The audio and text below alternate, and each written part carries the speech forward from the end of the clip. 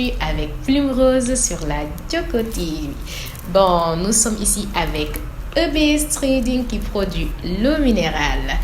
Bref, on est lundi en espérant que vous avez bien profité de votre week-end parce que semaine bi dafa gudd torop lundi ba vendredi.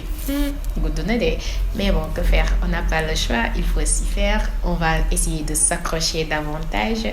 Yàlla baax na. Et aussi, nouvelle triste lañ jot ce matin aussi à cause des accidents.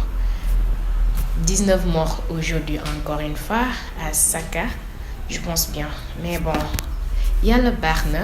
Espérons que ni ci intervalle une semaine yi kii bi am na fi accident am na fi nii mu ngi nii encore ça c'est encore reproduit. J'espère juste que ni autorités yi ñu ngi gaaw ci kii bi ci mesures yu ñu wax et tout ça juste pour que affaire bi ñu mun ko éradiquer parce qu'il est vraiment temps les gens ñi ñàkk seen bakkan ñi chaque jour ci tali bi tamit vraiment il est temps que autorités yi appliquer lu ñuy wax. Alors là, nous allons passer à votre rubrique motivation. Mais avant cela, nous qui présentons notre condoléance à la famille des victimes. Ñu leen di ñaanal fi ñu jógee genre fi ñu jëm gënal leen fi ñu jógee en fait. Alors, votre rubrique motivation, nous allons parler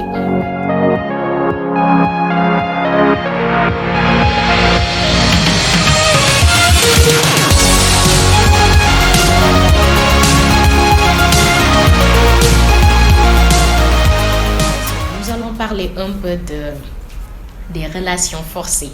Oui, il y en a trop dans ce pays-là, que ça soit en amitié ou en amour. Mais nous allons débuter d'abord en amour.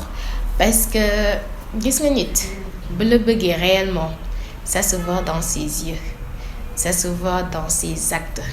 En fait, du wax kese. Il y en a des beaux parleurs, il y en a aussi trop ñoo xamante ne dañuy wax di wax rek noo def gëm leen.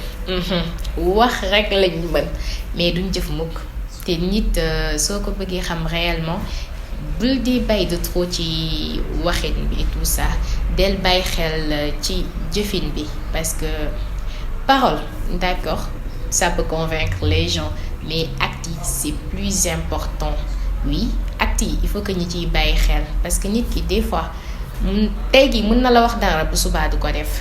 Gis nga nit ki bu la bëggee réellement il va faire en sorte que tu sois bien mu faire en sorte que nga doon nit koo xamante ne tu seras tranquille genre il te pousse à aller de l'avant et aussi dalay booster. Yéen jigéen ñi aussi góor yi jot naa seen yóbbante nee nañ au début avant mariage bi da ngeen nekk en perpétuelle séduction kenn raw leen ci séduire yéen a yor astuce yëpp juste pour les faire tomber mais buñ leen xasee ba tàkk 1 mois 2 mois am na ñenn ci yéen waxuma nag tout le monde nag bu leen ma dóor nag dañ maa yónni donc damay jottali mu kenn dóor mais aussi c'est bien ma rapporter leen pour ngeen mën a comprendre aussi nee nañ bu ñu leen takkee fa ngeen di def 1 mois 2 mois des fois sax du ko mot ngeen commencé di leen dóoral ay t-shirt yi ngande ci biir kër gi di wadd sër di leen solal ay t-shirt ñu ne loolu moo tax nag ñoom des fois nag dañu leen di xool rek génn ci biti gis xale bu moom ci biti ñu topp ci ginnaawam da leen continuer séduire seen jëkkër yi. Waaw séduction dafa am importance même ci biir mariage. bu leen bàyyi noonu mu sedd de sinon kenn mooy jóge ci biti di sol tuba yi baax di sañse yi rafet attirer seen jëkkër ngeen ñàkk ko bu leen nangu loolu.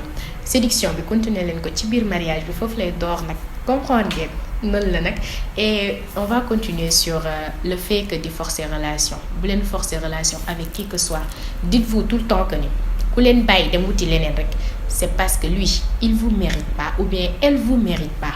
Non fii ku fi ñëw rek ne la bëgg na la bëgg ko delloo ko kii bi mais soo xoolee ni yow les efforts que tu fournis tout le temps moom il fait pas pareil tout le temps yow yaay def tout pour que ngeen am tranquillité am paix et que relation bi dem.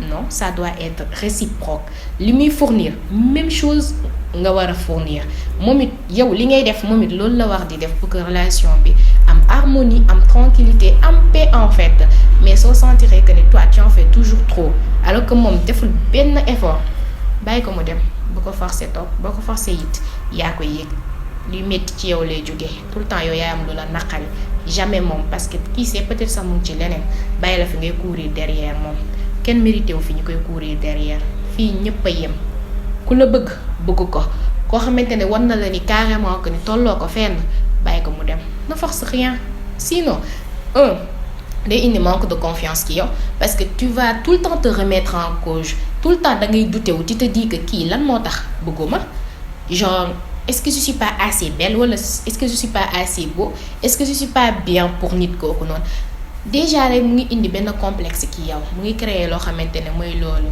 manque de confiance n'acceptez pas ça xoolal ku la bëgg nga bëgg ko ku la bëggut bàyyi ko mu dem c'est ça qui est tranquille mais aussi ci relation amicale yi aussi l'amitié ça doit être réciproque bul forcer nit ki sa bopp bu ko ñuuxu bu bëggul doon xarit ak yow rek bàyyi ko mu dem mais l'amitié c'est pas forcé non bàyyi ko mu dem na tàllal yow it nga jël beneen yoon nga dem sa yoon en tout cas bu fi nekk di courir derrière qui que soit parce que fii nii on est au même pied d'égalité vous voyez alors nit ki bu jékki-jékki un bonjour ne la relation bi que ça soit amicale ou amoureuse na fi yem amoureuse bàyyi ko mu dem na dem rek dégg pour sa propre bien pour sa propre estime de soi garder sa dignité courez jamais derrière une personne parce que les gens ne méritent pas ça dañ lay jàpp torturer la surtout bu ñu xamee ni bëgg nga leen wala yow tu veux forcément être leur ami dañ lay utiliser donc dañ lay utiliser et dans la relation tu seras la seule perdante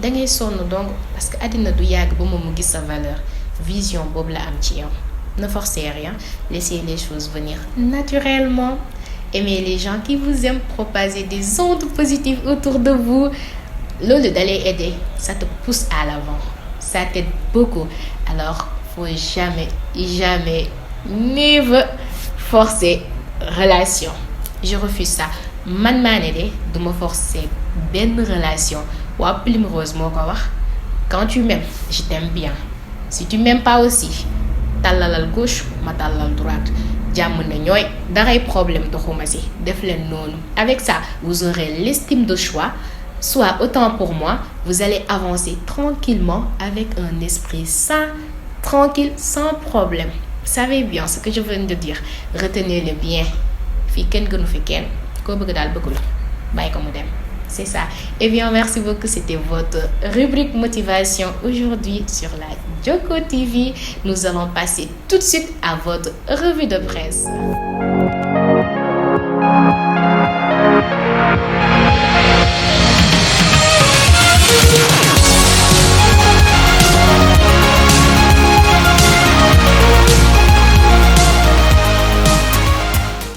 Nous démarrons avec Direct News. Macky Sall à la ziar annuelle Thierno Mountaga Daha Tall, Moustapha Diop mobilise le Ndiambour. Toujours avec Direct News, lancement des grands travaux de la commune de Ross Béthio. Fally Seck liste les bons qualitatifs du président Macky Sall. Tarif des transports urbains. Pas de hausse, avertit Mansour Faye. Nous poursuivons avec l'e-quotidien présidentiel 2024, Khalifa Sall à la reconquête des Sénégalais. Construire le Sénégal du futur. Boubacar Camara trace les voies du changement. Levée de fonds, Pastef réunit plus de 333 millions en 24 heures. Hausse sur le prix des transports, Mansour Faye dément et prévient les contrevenants. Nous attaquons directement Rewmi Quotidien. Incertitude sur la troisième candidature, vent de rébellion au sein de Benno. Vilane prononce la formule bannie. Cheikh Diop de la CNTS/FC sur le pétrole et le gaz. Toutes les dispositions sont prises pour une économie pétrolière efficiente. Avec le journal Dakar Times, troisième candidature du président Macky Sall, les universitaires s'affrontent. Nous continuons avec le journal 24 heures. Je ne ferai pas des réformettes. Boubacar Camara sur sa venue en politique et le lancement de son ouvrage Construire le Sénégal du futur. Nous restons toujours avec le journal 24 heures. Affaire Prodac. L'existence du rapport de l'IGF est confirmée par le Premier ministre Amadou Ba. La balle de match de l'APR. Grève illimitée des transporteurs à partir du 17 janvier. Hausse du carburant. Les bus Tata réajustent leurs tarifs. Mansour Faye menace. Nous continuons avec le journal Soleil. Aly Ngouille Ndiaye, ministre de l'Agriculture, de l'équipe l'équipement rural et de la souveraineté alimentaire, le président réceptionnera 300 tracteurs le 30 janvier. Nous poursuivons toujours avec le soleil. Macky Sall magnifie le travail constant abattu par le Khalife. Nous attaquons le peuple quotidien. Ziar du président à Louga. Drame de 6 kilos, le bilan grimpe. L'identité de la 42e victime, les transporteurs déclenchent une grève illimitée. Turquie, une étudiante sénégalaise victime de viol collectif. Saint-Louis, Awa Ndiaye lance un devoir ak askan wi. Avec le journal Le Grand Panel, émergence de Ross Béthio, le maire Fally Seck lance le père. Abdoulaye Wilane disqualifie Macky Sall pour 2024. Les prémices d'un divorce. Wilane, je cite, personne n'a droit à un 3e mandat présidentiel. Vers une réplique foudroyante de l'APR. Dissidence à l'Alliance des forces de progrès. Nous passons avec le journal Réveil. Grève des transporteurs, les menaces inutiles de Mansour Faye. Malaise au sein de Benno. Le PS est contre le 3e mandat de Macky. Nous poursuivons avec Walf Quotidien. Présidentiel 2024, le PS conjugue Macky au passé. Wilane, chantre des retrouvailles socialistes. Grève dans le transport, les syndicats roulent à contresens. Hausse du prix des tickets, Mansour Faye bloque les Tata. Corruption, 3e mandat, affaire des opposants. Les notes de Boubacar Camara. Nous passons avec le journal Tribune. Abdoulaye Wilane s'oppose au 3e mandat de Macky. Quand on en a deux, chaque parti, chaque composante de cette coalition a le droit, l'obligation de faire des évaluations, des concertations annoncées dans 3 jours. Affaire des 29 milliards du Prodac, un procès à haut risque pour Sonko. Rapport 2021. Nos richesses minières ne rapportent que 116 milliards au Sénégal. Avec le journal Vox Populi qui titre le porte-parole du PS brûle le 3e mandat. Au terme de la Constitution, personne n'a droit à un 3e mandat, surtout quand on a fait 2 mandats, précise Abdoulaye Wilane. Une étudiante sénégalaise violée par 2 Turcs jetés en prison avant d'être libérée.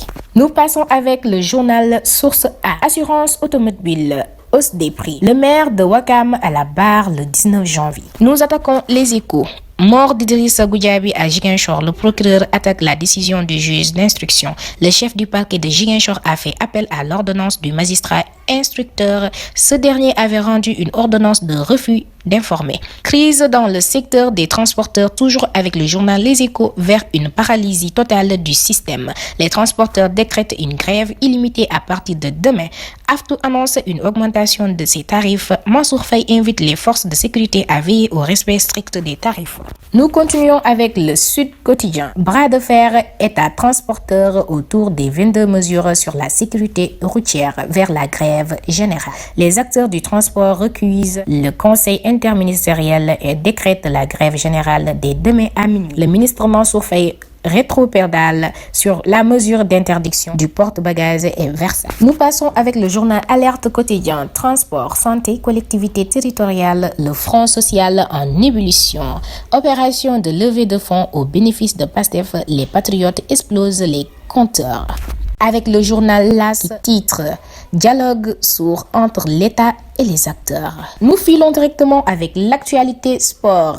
Avec le journal Réumi Quotidien. CHAN 2023, le Sénégal bat la Côte d'Ivoire 1-0. Football, retour sur le week-end des Lions dans les championnats étrangers. Nous restons toujours dans l'actualité sport avec Wii Sport. CHAN 2023, les Lions seuls vainqueurs à Annaba. Pape Thiaw, je cite, rien n'est encore fait. Lamine Camara, homme du match. Moussa Ndiaye, buteur. Le plus important était d'apporter un plus. Ce sont les mots de Moussa Ndiaye.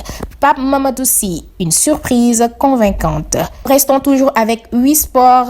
Ibrahima Keita, 17 ans. Je cite, jouer pour le Sénégal, cela rendrait fier mes parents. Nous continuons avec Wii Sport avec Lamb.